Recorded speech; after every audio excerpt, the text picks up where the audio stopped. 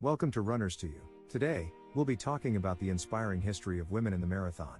We'll explore the challenges that female runners faced in the past and celebrate their successes today.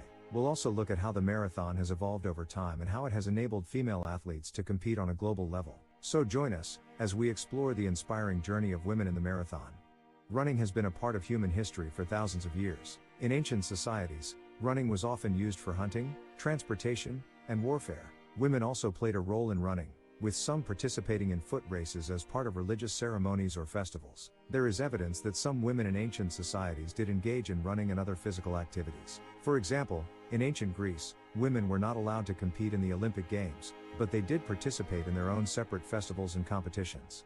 In addition, women in some cultures may have participated in running for hunting or for other practical purposes. Overall, the role of women in running in ancient societies was likely limited by social and cultural norms, but there were some exceptions and women were not completely excluded from engaging in physical activities. In the 19th century, women faced significant challenges in their fight for the right to participate in running competitions.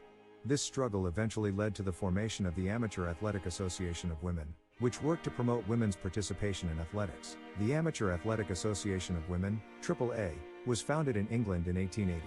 It was created to promote and regulate women's participation in athletics, and was one of the first organizations of its kind in the world. Before the AAA was formed, women's participation in athletics was largely discouraged, and many people believed that running and other forms of physical activity were not suitable for women.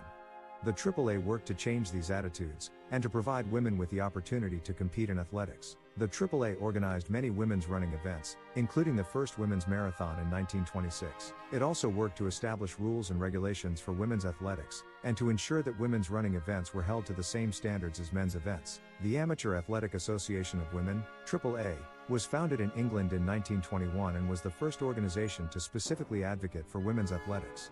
In 1926, the AAA organized and sponsored the first women's marathon in London, England.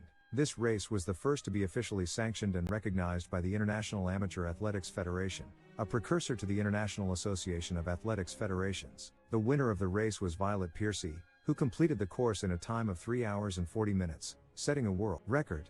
This race helped to popularize women's athletics around the world and provided a platform to promote the recognition of female athletes. Overall, the AAA played a crucial role in the development of women's running, and in promoting women's participation in athletics. It paved the way for future generations of women runners, and helped to lay the foundation for women's running as we know it today.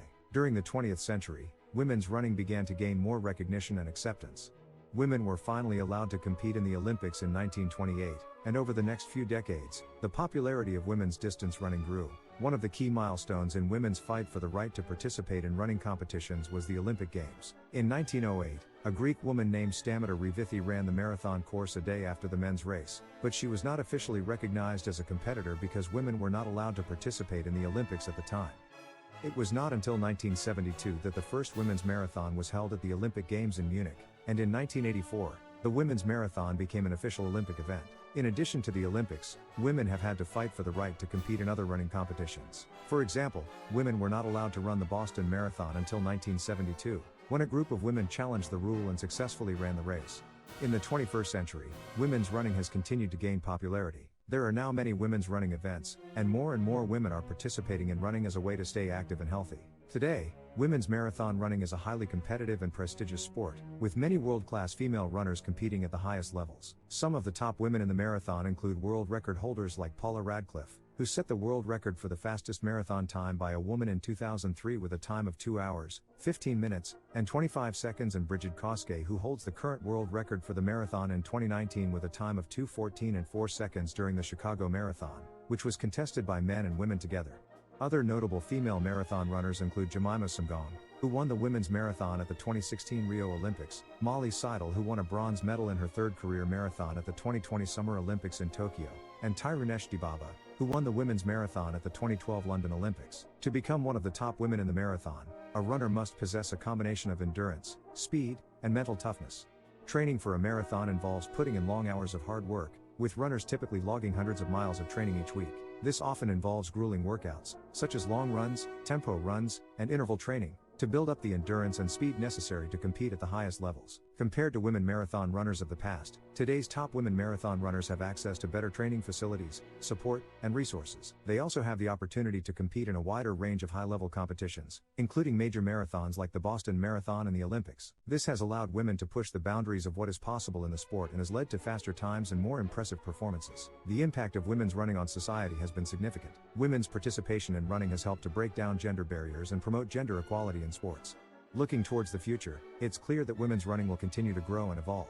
As more and more women take up running, we can expect to see even greater achievements and accomplishments in the world of women's athletics. In conclusion, women's running has had a significant impact on society, challenging the traditional gender roles and stereotypes associated with the sport. It has also paved the way for greater inclusion and opportunities for women in running competitions. Looking to the future, we can expect to see even more women taking up running and competing at the highest levels. We can also expect to see continued progress towards gender equality in the sport, as more and more women break down barriers and shatter old stereotypes. The future of women's running is bright, and we are excited to see what it holds. Thank you for watching Runners to You, and be sure to tune in for our next video on the latest developments in the world of women's running.